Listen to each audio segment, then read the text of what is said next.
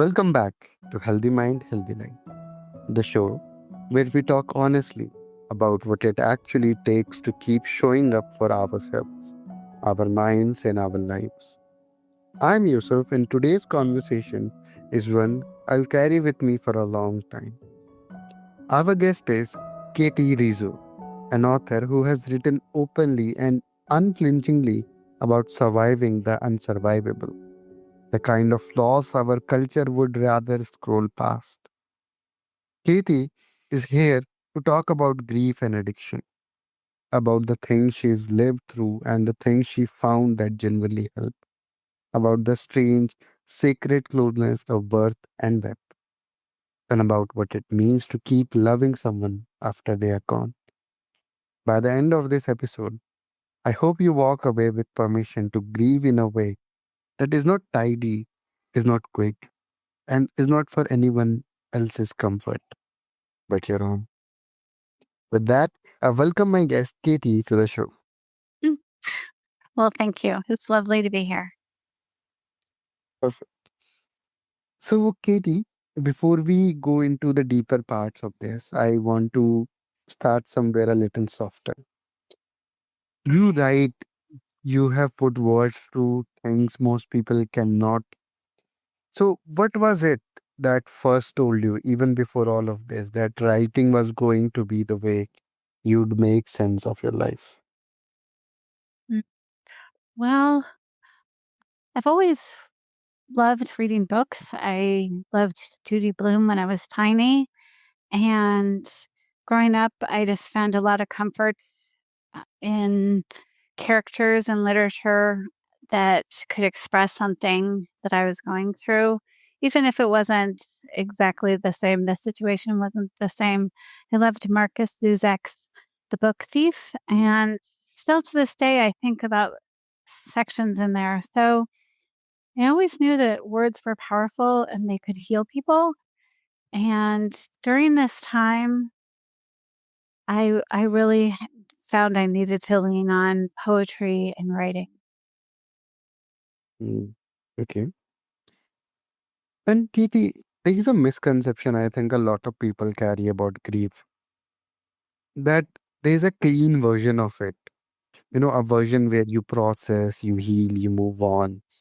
But your experience seems to point to something much more honest and much more messier than that. So I'm curious what you wish more people understood about what this kind of loss actually looks like from the inside. I like that word messy. It is really messy. I don't know. I think right now we're living in a world where everybody likes to believe. Well, I mean, I'm not speaking for everyone, but a lot of people, at least I used to, want to believe in that Instagram version of myself. Like I could work hard and no matter what I did, as long as I tried my hardest, I could achieve, the best version of myself. And my husband and I both went to Yale. I know that hard work does pay off, but that's not the whole Mhm. story, right? The whole story is that bad things happen and they don't happen for a reason. And I feel like I've been fed a version, or at least I let myself believe that good things happen to good people. And I don't know that that's true. I think that sometimes Mhm. bad things just happen. And so in my grief, I feel like I'm half here on earth and half of me is with my son. And I am trying to lead the most honest life I can. And so I'm really I tell people uncomfortable things because uh, like for example, last night we were at exercise class and somebody said, "Oh, where did your husband go?" And I said, "Oh, he could only do half the class." And I thought, if you ask again, I'm going to tell you the truth, right? And she's like, Yeah. "So where did he go?" I was like, "Okay, well, he went to a support group." I didn't tell her it was for, people who lost a kid or people who are dealing with addiction.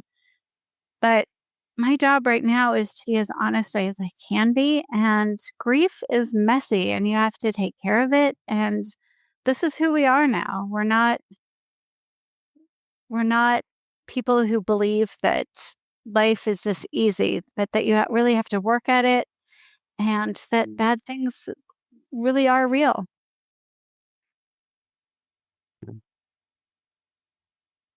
And what's the hardest part for you when someone tries to fit your grief into a framework that just does not fit it?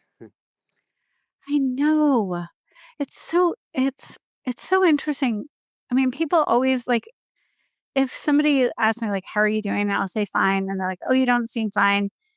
And I think, "Okay, do you really wanna know?" I mean, not that I'm, like, miserable. I don't want other people to think, "Oh, my whole life is terrible," because I know there are other people out there in the world who are suffering, and I'm not the first person to lose a child, and plenty of people have it much worse than I do. And Mm. the world I have right now is not super great sometimes. I mean, there's a lot of pain. And so being honest about that is really important to me. Yeah. You know, that is such an important thing to name because so much of the pain of this kind of loss is not just the loss itself, it is the loneliness of grieving in a way that world does not make room for. Yeah. I've been told many times, like, well, I'm sure there's something good that will come out of this. And they're right. Something good will come out of this. But it's also okay to just acknowledge that something horrific happened. And my son died of an opioid addiction. And we don't need to sugarcoat it. Nobody needs to tell me, oh, just wait in a few years. You'll understand why, this happened. Bad things do happen. They're happening all over the world. And I don't know why we humans kind of, at least my group of friends or people, and I used to be the same way, wanted to just hold on to it's going to get better. And maybe it's not going to get better. I'm going to be okay, but that's just honest. It's not going to get better. Yes. And you've written something that really stayed with me, that grief and pregnancy can mirror each other in surprising ways. Wow. That means that birth and death are cosmically very close, even though our culture knows how to celebrate only one, right? So, I, can you please walk us into what you mean by that? well, I found I mean, when Nicholas passed, he was 25 and he was found alone in his apartment by the police.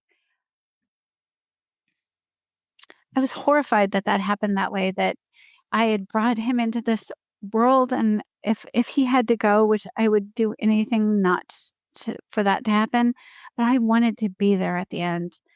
And they birth and death are cosmically related. I mean, my husband and I were there, and we looked at him before he took his first breath, and then to see him there at the mortuary where he wasn't breathing anymore, there is something to be said about that.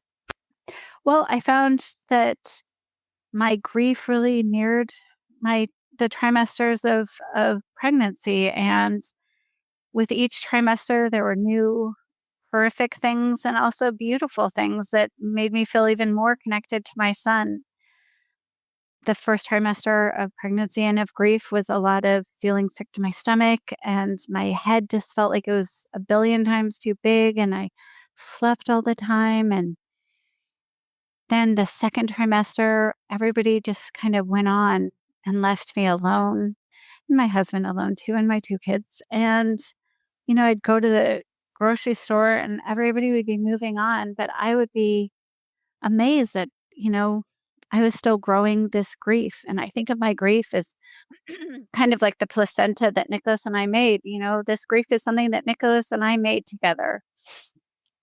Mm. And then it was a pretty dark period, and we started going to support groups, and I started seeing a lot of people stuck in that second trimester, and maybe that's where they need to be, but it wasn't something I wanted to be. I didn't want to be still going support groups in 14, 15, 20 years from now, still really lost and alone and trying to not feel guilty for finding a little bit of joy. And that's kind of when the 3rd trimester happened, and although I wasn't showing on the outside, I let everyone know. I started writing poetry and posting it on the internet, and anybody who would ask, I would tell them, and Brené Brown says something very wise. She said, you know, that people have to earn their right to learn your story, and I would let anyone know my story. They didn't have to earn it. But it felt good to kind of shout it from the hilltops and say, there's this big, beautiful life, and he deserved to be known. And then, right about then, I read a interview by Nick Cave, who's a musician and a father of 2 sons that committed suicide. And he said that he had to ask his grief to sit next to him and not sit inside of him, which sounds kind of Mhm. woo woo and crazy. But I did that. I delivered that grief. I said, okay, grief, it doesn't mean you don't count, but I need you not to be right in front of my face at all times. And now I picture my grief as being kind of like a baby orangutan with crazy hair. And some days it just rips up the whole house. And other days I'm able to like put it in a baby carrier and walk with it. But Nicholas was here. And I, if I was going to, I mean, I have some choices now. I can pretend he didn't occur, but that would kill me. I can kind of get lost in the 2nd trimester and just lay in bed and spread his old smelly clothes around me, and I can smell him. And sometimes I do that, but also I'm here for a reason. I don't know exactly what that reason is, and maybe it's just to talk and tell people about grief and that there is a way to live with it. Or maybe it's to talk to people who are addicts and who are dealing with addiction and just tell them that they're loved and that it's not a moral failing, that it's not a problem with willpower. We're just not treating people with addiction correctly. Mm. Well, you know, what you are describing is so quietly profound. We have made beginnings sacred and ending shameful when really they are just two sides of same threshold. I think hearing that reframed alone is going to land for someone listening today. I hope so. I feel like there's a lot of pressure for people who are grieving to kind of go away and like leave everybody else alone, like go be sad somewhere else. Yeah. A lot of times people will say, good for you for going out of the house, as if I'm supposed to not go out of the house. I don't know. I agree. It's uncomfortable. It's uncomfortable to talk to the mother of somebody who lost a child, especially to addiction or to suicide. That would be, I mean, people say it's unimaginable, and I'm like, well, I don't really need to imagine it. Something that's really helped me, that I found that has really helped me, is to see other people and see that they have lived through it. My husband and I joined a bunch of support groups for people who've lost kids, and there's a bunch on Zoom. There's Lit, Love in the Trenches, and that's for people who've lost kids to addiction, or Compassionate Friends. There's a billion. But in any ways, sitting in a room with people who've gone through the same thing and seeing that they can carry it and also have a life. It was really powerful just because I didn't know anybody who had lost a kid, or if I did, I shied away from them. I did the one thing that's been hurting my feelings is I ran away from them. There's something really beautiful about looking into the eyes of a mom who has lost a son the same way that I lost my son, and the two of us just have that connection. One of the mothers in my lit group said, and she's somebody who's very professional. She looks like she could be a lawyer. She's just somebody I I look up to, and she said, Yeah. her son was homeless, and she said he came from a good family. And by good, I mean he was loved. And that's true for all people who are struggling from addiction. And yet I'd forgotten that. And I think that a lot of people forget that.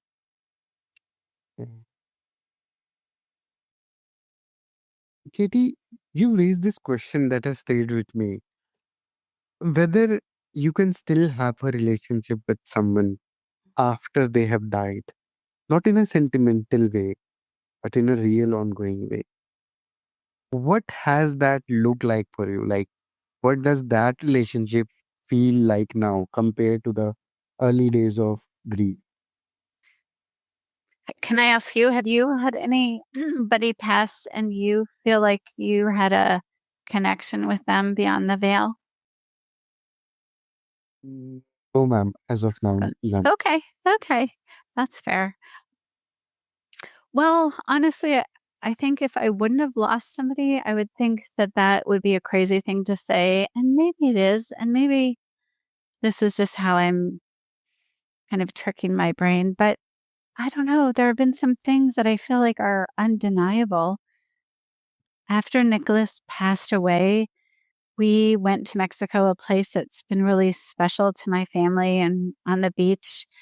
And both of my sons took their brother's ashes out on a paddleboard really far out and threw some ashes into the water. And when they came back, I said, "Where's the container that those ashes were in?" It was a glass container. And they were like, my youngest son, Joey, said, "Oh, I chucked it as far as I could." And I was like, Mhm. so upset that he had thrown glass into the ocean, and we don't litter, but I let it go. And later that night, we went down to the water, and the boys were going to play soccer on the beach, and I had the dogs, and my husband came running up to us, my husband and my middle son, Max, and they had found the container, the glass container, and it had washed up on shore, and it was really heavy. So Yeah. I don't know. Maybe some people are like, "Oh, physics, that's how things work." But I don't know. I feel like that was Nicholas trying to give me a nudge. And so I've been spending a lot of time in the mornings writing poems to and with Nicholas and remembering him and trying to find parts in my day that connect me to him. And I don't know if my poems are like automatic writing or autonomic writing, but I do feel connected to him, and I do remember him during them. I feel nudges like, "Hey, this is something that was important to us. We should write about it." And so, yeah, I feel like I feel like there is still a connection. Yeah. Yeah. That is so beautiful and so radical about what you just said. You know, that love does not end where life does. That a relationship can keep growing even after one person is not here anymore. And I think a lot of listeners are going to feel something soften in them Mm. hearing that today. I sure hope so. There's the poet Andrea Gibson, and she was married to this woman, Megan Foley. And Megan says that Andrea is allegedly dead. And I want to use that with Nicholas because I don't think I understand where he is. And maybe somebody knows, but so far, I don't think anyone knows.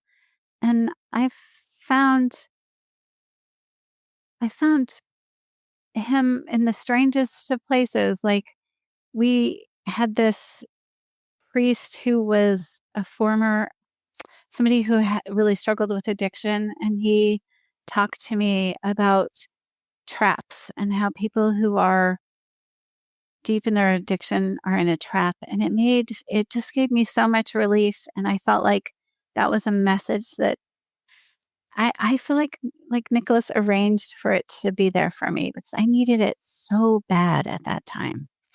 So, yeah, I hope somebody who's dealing with grief that's listening can hear that,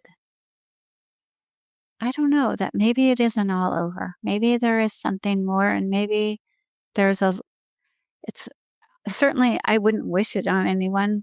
I'd much rather watch my son get married and have children and have a big, beautiful life rather than get a message from a priest. But this is what I get, right?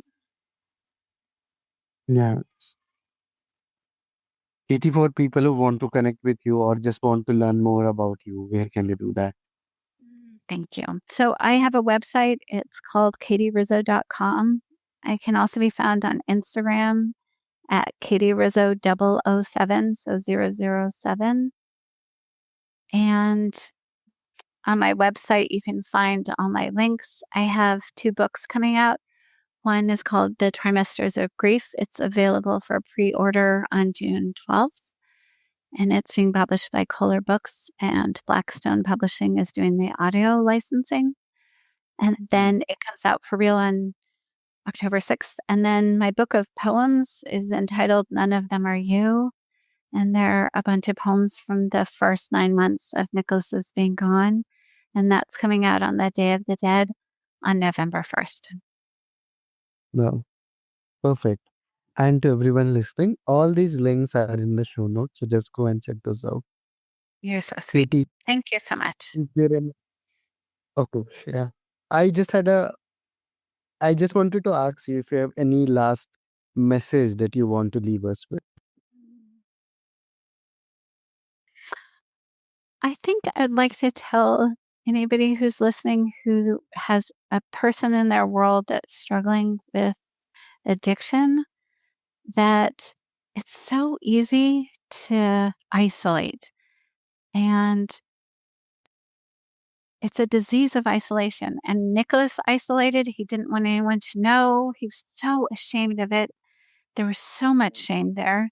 And my whole family did too. Like, we would never have told somebody, oh, Nicholas is dealing with addiction, and our worlds got really small. And I think that is true about grief too. I think it's a time, I know I felt a lot of guilt. I felt a lot of shame about losing my son. I mean, isn't that a mom's job to keep her kid alive? And Yeah. there's a lot of shame there. And I think that support groups do help a lot. And also just owning your truth that addiction happens to people that are loved, and that grief happens to everyone. We're all going to die, and that life can be beautiful and cruel, and it's okay to be honest about it.